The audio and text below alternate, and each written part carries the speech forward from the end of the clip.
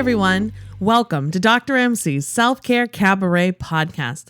I'm Teresa Melito-Conners, a doctoral level educational administrator and mental health practitioner focused on helping you, our world's helpers. As you may have already realized by now, is we're mixing it up. We've had 3 episodes already, and the next couple are also going to be bite-sized pods in a break from our usual format. And what a bite-sized pod is me, Dr. MC, chatting with you about a particular topic. Unlike our interview-style episodes, bite-sized pods drop weekly on Wednesdays. They may be on the shorter side, but with the new school year upon us, shorter may be just what the doctor ordered. We've already discussed beating the Sunday scaries or a new school year who dis, setting yourself up for success, and the emotional reclaiming space last week, where I shared some pieces of my eating disorder healing journey that I had not previously discussed. So today, we're going to shift gears yet again and discuss some mental health advice. And I want to remind folks that true self-care is healthcare. And when it's practiced in a foundational way, the way we talk about here at the Self-Care Cabaret, it is preventative and protective against the onset of mental health challenges. You know by now that we're not talking about mani-pedis and bubble baths and expensive spa days and soaps. What we're talking about is that foundational self-care where you really get into the nitty-gritty across 10 domains of who you are and how you can show up in the world as the best you possible. And I also want to stress that there is no shame in needing medication or therapy, or asking for help. We are building a community of care here at the Self-Care Cabaret, and I love to share tips to help folks find their spotlight and live their best life. Life is too short to be stressed out and unhappy. So with that being said, this episode, a little bit different, I asked my growing social media following, what is the best mental health advice you've ever received? And I got some fantastic answers, so fantastic, in fact, that I thought it would make a great bite-sized pod. So here we go. First, I heard the reminder that I love that thoughts create feelings. This is so true and very powerful.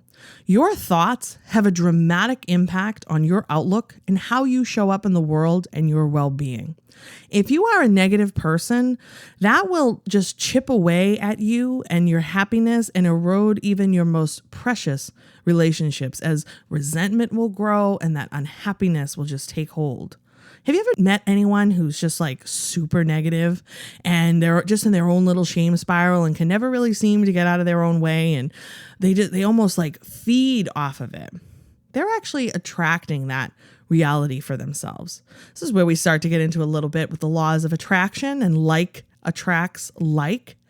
This is why I love my favorite mindfulness practice, What Went Well, because it forces you to shift that mindset and stop dwelling on the negative, which is where we tend to go. Tends to be a little easier to go to the negative. So I loved this first tip, that thoughts create feelings. And this doesn't mean that, we squash our feelings down and we don't feel them. Of course we do. But we understand that they don't have control of us. And we can choose how we want to feel. We can choose to be happy, or choose joy, or just choose to be okay.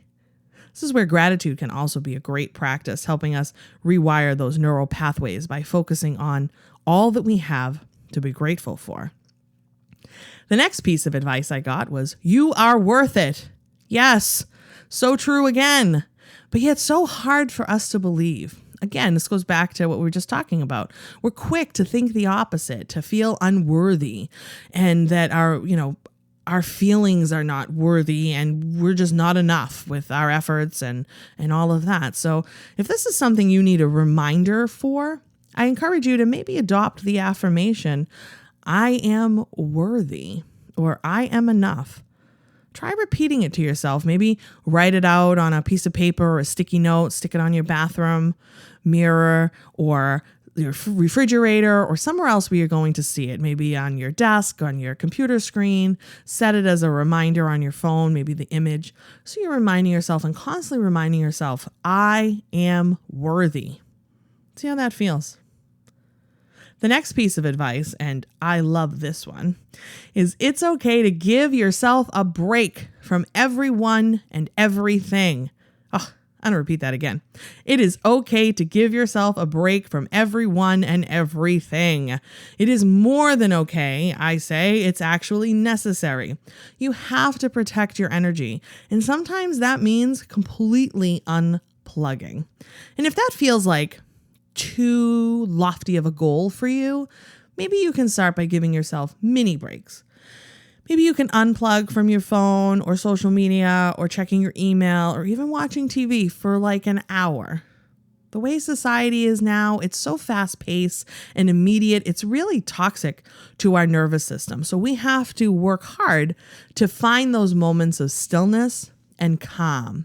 They can be so beneficial for your nervous system. We run around in this whole grind culture, hustle culture, not helping us. We have to take time and make the time to unplug. Awesome. And this next one, perfectionism is a trap. It gets you stuck, nowhere, never happy, and things start piling up. Oh, so true. Although perfectionism is a common personality trait, it can be quite toxic to your mental health as you never feel happy with your accomplishments. It's kind of one thing right after the other and just this constant pursuit of perfection. When you become fixated on achieving perfection, whether in everything or only in specific tasks, you can cross that line into perfectionism where it becomes toxic. The relentless need to do everything perfectly may seem admirable on the outside, but it creates a host of problems for the perfectionists and those around them. Ultimately, this can harm your mental health and even lead to more anxiety and depression. In my work, as you've done any workshops with me on trauma-sensitive classrooms, we talk about how perfectionism can actually be a trauma response. So if you have any type of trauma history, it may be worth exploring your perfectionist tendencies through the lens of trauma recovery. Here's just a few signs of unhealthy perfectionism. You're constantly doubting yourself. What you achieved determines how you feel about yourself.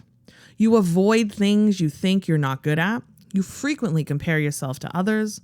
Others often fail to live up to your standards, and you worry that others will think you're a failure. Admittedly, this is something I struggle with from time to time. I do have a history of childhood trauma that I've worked very hard at healing from, but those perfectionist tendencies still show up from time to time. And some ways to work on this are embracing your mistakes. We guess is where we get into that growth mindset versus a fixed mindset. Practice self-compassion, set realistic goals, ask for help, and stop comparing yourself to others. Okay. Our next mental health tip. For a therapist to get a therapist. Essentially, the healer to get a healer. 100% on this. It really doesn't need much more explanation. I am actually a firm believer that everyone could benefit from therapy. Having someone to talk with and share what's going on, get feedback, run scenarios, and just feel supported is wildly powerful. This is really good for our relationship domain of self-care, one of our 10. Another tip is that feeling depressed after a period of not does not mean you are back at square one. Nope, not at all. Don't be afraid to start again. This time you're not starting from scratch. You're starting from experience. I think that's a quote. I'm not sure who it's attributed to off the top of my head, but that's what that reminds me of. So if you find yourself, in a cycle and you're feeling depressed and maybe you weren't for a while, doesn't mean you're back to square one. You can pick yourself up, start again, and move forward. And our next tip is healing is not linear. Oof. That is so true. And everyone's journey is different. You ever seen that like meme where it shows you the healing journey and we think it's a straight line or an ascending straight line, and really it's just like this kind of scribbled knotted up mess. Yeah, that's healing. And remember, it's never too late to start, and trust the process and enjoy the journey. You are worth it. You are enough. And this next tip plays right into our self-compassion domain of self-care, where we really need to treat ourselves as we would a loved one or a friend. The things we say about ourselves, to others, is just not something usually we would do or say about someone we cared about or a friend or a loved one. We tend to just be so hard on ourselves. So this is where, again, your self-compassion work can be really helpful. Kindly acknowledging your challenges and setbacks, but don't beat yourself up about them. Our next tip: a bad day does not mean a bad life. Yes, we all have bad days. And again, we strive for self-compassion. Failure and challenge and setbacks are part of what makes us human. And guess what? You're human, but so isn't everyone else. So we can kindly acknowledge our challenges and our setbacks. We can, feel our feelings and all that, but that doesn't mean that every day is going to be negative or a bad life. One bad day is just that, a bad day. And some days will be better than others. This next one is to spend some time outside. The power of nature should not be overlooked. This does not mean you have to go hiking Mount Kilimanjaro or doing something extreme. Just spending a few moments sitting outside or even sitting in your car with your window open, breathing in the fresh air can do wonders for you. Personally, I love to take deep breaths outside or head down to the beach. We're lucky enough to live near the water here, and watching the water, and ideally when it's calm and there aren't a ton of people at the beach, so restorative. And I just love doing that. I keep saying to my husband, earlier this calendar year for my 40th birthday, we visited a place and we had this unbelievable view. It was really the best thing about the trip. And I choose to focus on that. Our bed just kind of overlooked this giant slider that just went right at like ocean view, and it just went on forever. And we slept with the sliders open and heard the ocean all night. And it was just incredible. Loved it. This next tip is one of my favorites, and something that I attribute some of my self-care success to is making sleep a priority. I'm so glad someone said this as their best mental health advice, because this is often overlooked. And the quality of your sleep is just as important as the quantity. And as adults, you need 7 to 9 hours of sleep per night. Per night. Not the accumulative total of a couple of nights. You're an adult. That's what you need. End of story. I know for myself, if I don't get enough sleep, I am not a happy person. Nobody wants to be around me. But so because I know that about myself, I make sure that I never sacrifice sleep. Even when things have been, super chaotic during the doctoral program, during my master's, planning a wedding, whatever life events have come up, I never sacrifice sleep. So very important. And I hope you don't sacrifice sleep as well. And some things that can, help us get good quality sleep if you have trouble falling asleep, maybe journaling before bed, write down your gratitude list, or even this is a great time to practice your what went well. I also recommend basic breathing exercises or even some gentle stretches. And the smell of lavender can be really powerful for folks. So maybe essential oil spray, a diffuser, or some other way to get that scent into the bedroom.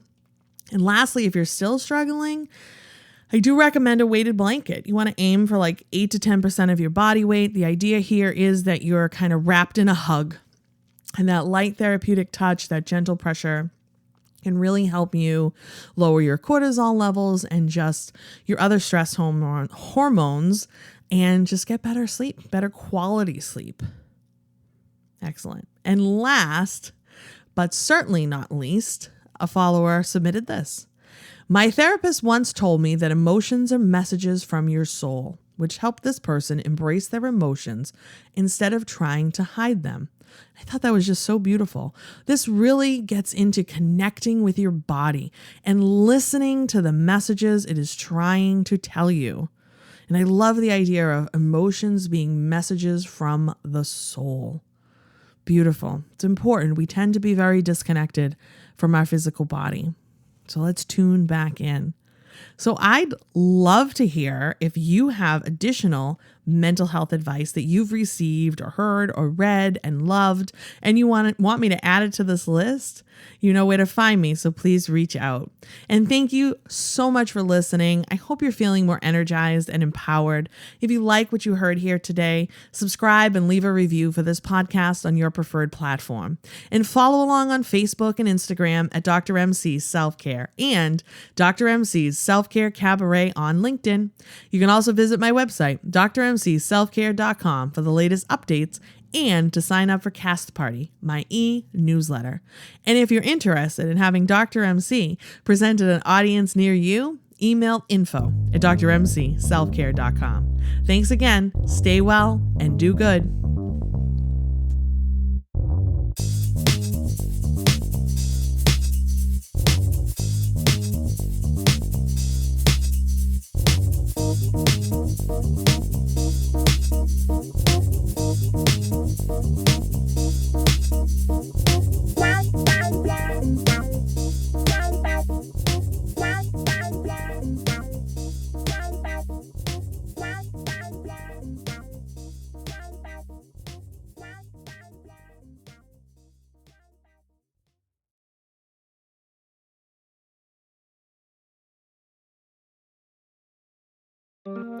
Did you hear the news about our exciting new offering from the Self-Care Cabaret?